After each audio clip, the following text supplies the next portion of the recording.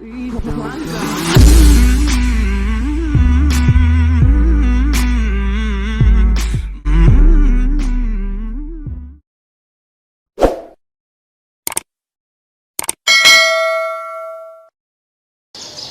punya kitab namanya Qadhayal Haji wal Umrah.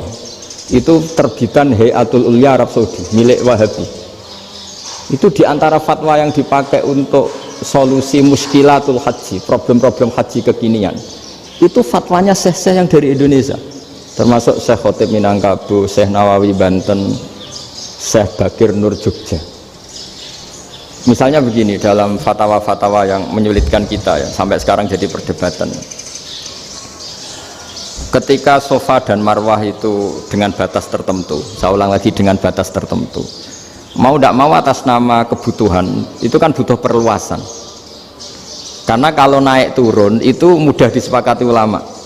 Jadi misalnya gini ya, saya punya tanah seluas ini, pasti orang akan mengatakan sampai bawah ya tanah saya, sampai atas tanah saya.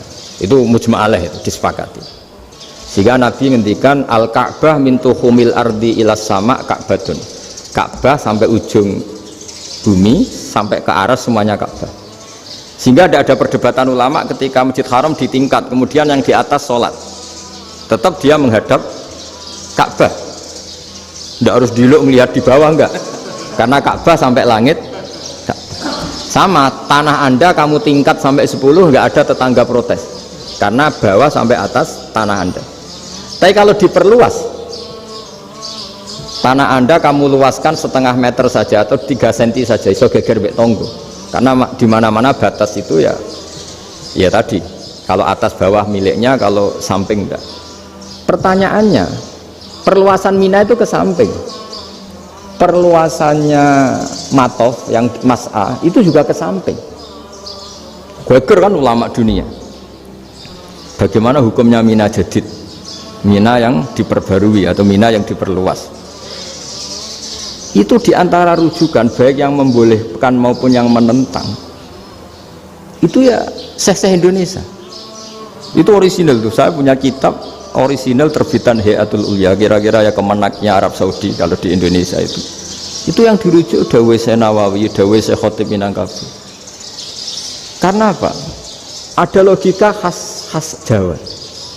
Misalnya begini, meskipun saya tidak perlu fatwa Mina Jadid sah apa enggak, memang jadi perkhilafan ulama. Misalnya kampung ini dinamai Mina, pertanyaannya gini, tanah yang di samping ini bisa milik Anda apa enggak? Ya bisa Gus, kalau dibeli atau dihibahkan, berarti tanah di samping Anda menjadi milik Anda karena ada proses pengambil alian lewat beli maupun hibah. Nah masalahnya ini negara itu berhak menganeksasi atau memasukkan ini sebagai Mina. Itu ulama Jawa kalau ditanya alasannya apa? Fa'innal muttasila bisya hukmu dzalika syai'. Karena yang gantet, yang mutasil itu bisa dihukumi seperti sesuatu itu. Jadi kalau ini Mina, ya yang gantet Mina ini ya bisa dikatakan Mina. Beda dengan membuat Mina Malang Mina, wah itu tidak bisa, tidak mutasil kan. Itu enteng sekali ulama Jawa. Satu ya tentu karena kebutuhan, tapi asal masih al-muttasilu bihi, yang masih tanah yang masih mutasil dengan. Nah ketika perluasan Mas'ah antara Safa dan Marwah kan, misalnya ini batas luasnya Safa, ini batas luasnya Marwah, lalu atas nama kebutuhan Safa Marwah itu sampai sini, sampai agak meluas ke sini, itu geger Arab Saudi. Wah ini gimana. Padahal tawaf itu harus antara Gunung Safa dan Gunung Marwah, sa'i itu ya. Tapi kalau istilah Quran memang tawaf sama-sama. Makanya apa? Inna Safa al Marwata min sya'airillah faman hajjal baita wa i'tamara fala junaha alaihi ayyat tawafa. Nah, jadi kalau istilah sa'i di Quran itu masih tawaf. Karena harus ada, kalau bisa lah, bukan harus. Kalau bisa memang harus ada unsur muternya. Kita kalau sa'i kan dari sini Safa sampai sini Marwah, terus kan agak muter ke sini. Nah, kan agak membentuk lingkar, makanya Quran tetap mengistilahkan apa? Tawaf. Jadi bukan sini ke sini terus sini ke sini kan enggak, tapi sini sampai sini terus muter kan, terus sini. Jadi antara setar dan selama ini prakteknya kan gitu ya. sofa ngambil sini, terus ke sini, terus agak muter. Nah, karena ada unsur agak muter ini terus orang menyebut apa? Toa. Tapi itu bukan syarat sah, ini cerita ideal. Saya ulang lagi ya. Gunung Sofa itu puncaknya atau pucuknya kalau dalam bahasa Jawa itu ya hanya segini, ini sampai sini. Nah, kelompok Islam yang fikih keras nggak boleh diperluas karena Allah memilih tempat ini itu spesial, jadi nggak boleh ke yang lain. Tapi ketika kebutuhan mendesak, mau tidak mau harus diperluas. Itu jawabnya Kiai Jawa lucu. Gunung sing ketok itu sing dhuwure tok, sikilane luwih hombo. Jadi karena kita kan gunung kan bentuknya gini. Nah, sofa yang kecil itu yang atasnya, tapi sikilannya sini kakinya lebih luas. Jadi boleh perluasan asal tidak melebihi kakinya. Nah, dihitung ya lebih luas. Jadi Kiai Jawa itu kayak wong delok gunung Penanggungan, kayak gunung Arjuna. Di mana-mana puncak gunung itu lebih kecil timbang kakinya. Artinya diperluas ini bukan berarti tidak di sofa dan tidak di, nah, itu khas Kiai Jawa. Jadi jangan kira orang Jawa itu tidak hebat, hebat sekali. Termasuk perkembangan hotel di Arab Saudi. Itu dulu sebelum ada hotel, buyut saya kelima atau keenam dulu haji, namanya Badur Rahman. Itu kalau mau ingin apa ya, menghindari terik matahari itu masuk gua. Itu masuk gua itu hanya separuh badan, kakinya di luar. Jadi jangan bayangkan kalau gua di Indonesia kayak gua Akbar di Tuban orang bisa masuk jalan-jalan, enggak. Gua di Arab itu kayak cepitan batu, tidak sampai masuk. Sehingga kepalanya dimasukkan, kakinya masih kena matahari, saking panasnya Arab Saudi. Sehingga dalam bayangan hijrah ketika Nabi bersembunyi di gua apa? Sur, itu kata Abu Bakar, kalau orang kafir melihat kakinya pasti melihat kita karena nggak bisa masuk penuh. Jadi orang itu mau dempes tok. Sehingga ya kira-kira luasnya gua ya paling segini. Makanya guyonannya kiai-kiai itu untung nggak kayak gua Indonesia. Kalau kayak gua Indonesia laba-labanya capek karena luas sekali. Jadi jangan bayangkan gua Arab tuh kayak gua Indonesia. Makanya bayangannya andai kan orang tuh melihat ke bawah pasti melihat kita karena orangnya nggak bisa masuk penuh, nggak bisa masuk 100%. Ya kayak cepitan batu lah mirip. Itu kan mirip Gunung Uhud. Gunung Uhud kata Rasulullah, nanti kalau kamu perang itu di atas, menang atau kalah di atas, musuh biar di bawah, dengan di atas kamu bisa manah. Jangan bayangkan kayak Gunung Merapi, kayak Gunung Penanggungan. Lah kalau Gunung Penanggungan manah ke bawah yang layang kan. Jadi gunung di Arab itu kayak bukit ya, sampean pernah kan ke Uhud itu ya sama ini aja tinggi ini kan. Nah ini yang mulai ada mis, makanya nerjemah itu susah di Indonesia karena jabal itu udah harus tinggi. Kalau tinggi nggak bisa manah dari atas ke bawah kan nggak ngefek kan. Sampai kalau ke Uhud gunungnya kan pendek sekali sehingga yang manah dari atas ke bawah ya kalau kena musuh ya celaka karena memang dekat. Ya kalau gunung Indonesia manah dari atas ke bawah yang ngelayang nggak ngefek. Nah itu susahnya nerjemah bahasa Arab ke kita. Jadi apa ya, transkrip itu nggak gampang karena ada pengertian yang beda. Kita kalau bilang gunung itu tinggi sekali sampai banyak mahasiswa tersesat ya saking tingginya. Kalau orang naik Uhud nggak akan tersesat, wong ketok dari bawah itu. Nah ini pentingnya ngaji ya. Jadi akhirnya ulama-ulama Indonesia itu dipakai rujukan. Jadi mulai Mbah Hashim, Mbah Ahmad Dahlan sampai era buyut-buyut itu masih orang alim. Lama-lama yang di Indonesia ini orang-orang yang bodoh. Sehingga orang Jawa kalau ke sana dibully, ya Jawa tak kuluh kaya. Orang Jawa itu penggaweannya itu mangan ulo, makan ular. Karena belut itu kalau di kamus itu persis ular. Dulu itu kan kamus tidak full color. Gara-gara gak full color, gambar belut sama ular itu sama. Belut itu belut sama ular kalau nggak full color gambarnya sama apa enggak? Sama. Terus orang Jawa itu kan masih banyak yang makan bajing itu apa? Ketupai. Bajing kalau digambar tidak full color sama dengan tikus. gambar yang tidak warna, hitam putih. Sehingga kita ini dibully pemakan tikus dan pemakan ular, karena belut itu persis ular kalau digambar yang tidak full kamera. Sampai datang Syekhona Khalil, datang ulama ngarang kitab ya judulnya Al-Belut, karena nggak terima bangsanya dinyek makan apa? Ular. Terus dikarang wal belut hayawanun bakhriyun, terus ya isu fi kadza wa kadza, itu beda dengan al hayyah, itu diterangkan mulai bisa nerima. Terus sistem hotel juga gitu. Sampean tanyakan dalam sejarah dulu orang Sedayu ada namanya Syekh Mukhtar. Syekh Mukhtar bukan bikin rumah besar yang siapapun orang Indonesia haji itu nempat di sana. Nah ini yang menginspirasi akhirnya ada hotel. Dulu Syekh Mukhtar hanya menyediakan untuk hujat-hujat Indonesia, lama-lama jadi hotel.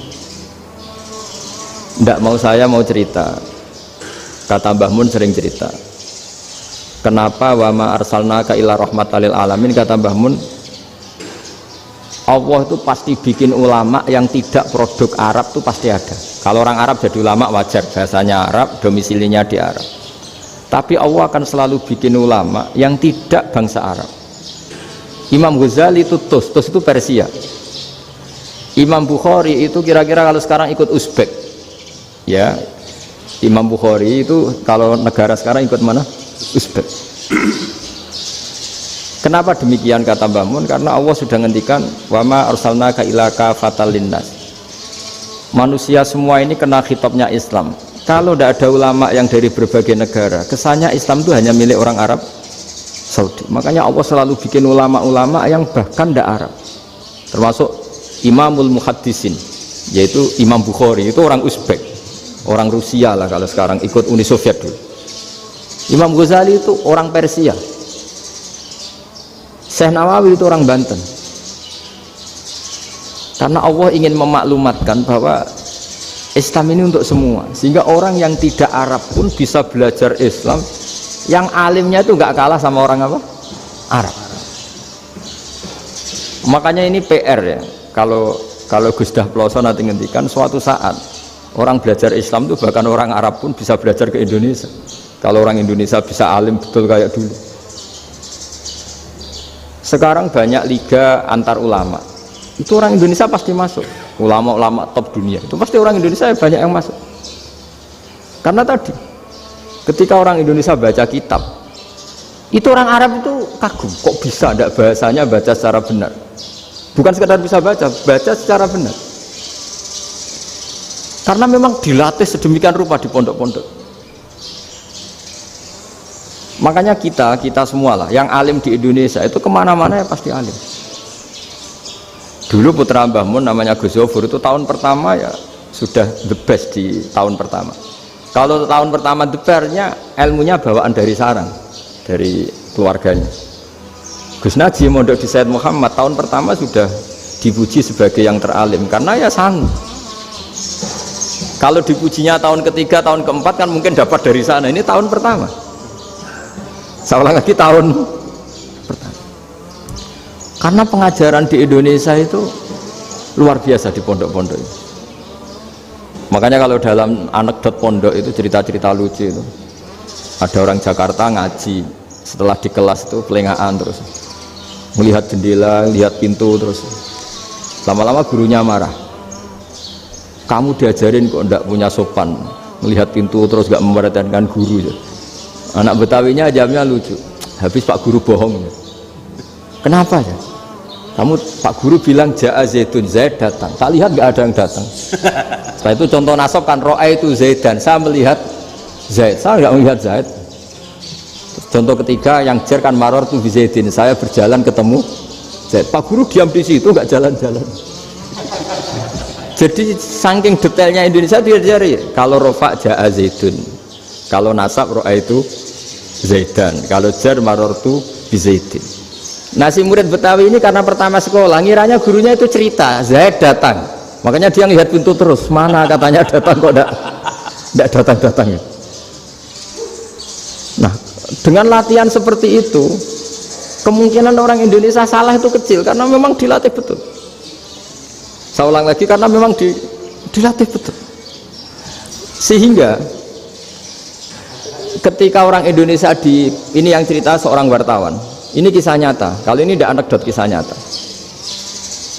Ada wartawan internasional ngeliput Ramlah itu di Gaza, di Palestina. Wartawan Indonesia ini hanya bisa bahasa Inggris. Dijak ngomong bahasa Arab, terus dia bilang saya tidak bisa. Saya tidak bisa, saya bisanya ngomong Inggris. Tapi apa yang terjadi setelah sholat, si Indonesia ini jadi imam pakai sholat jariyah lagi, baca bismillah benar, bismillahi jar karena mudhof ilaih. Terus ketika iktidal ya benar, Rabbana lakal hamdu mil'us samawati wa mil'ul ardi benar. Ketika tahiyat ya benar, at-tahiyatul mubarakatuh sholawat. Sama orang Arab ini diambungi. Orang Arab kalau senang orang itu dicium, kamu tawaduk, sebenarnya kamu itu ahli bahasa Arab. Karena orang Indonesia sekali sholat itu nggak ada yang salah, meskipun benarnya karena hafalan, tapi bagi yang ahli nahwu itu hebat. Misalnya kita kalau ngapalkan kan bismillahi, bismijar karena ba, Allahi jar karena mudhof ilaih, ar-rahmani jar karena sifat, ar-rahimi karena sifat, alhamdu rofa karena mubtada, lillahi jar karena ada huruf jarli, robbi jar karena sifat. Sebetulnya tidak karena pinter, tapi karena hafalan. Tapi orang Indonesia hebatnya itu benar terus. Rabbana lakal hamdu, ya kan, alhamdu rofa, terus mil'us samawati ya rofa karena sifat.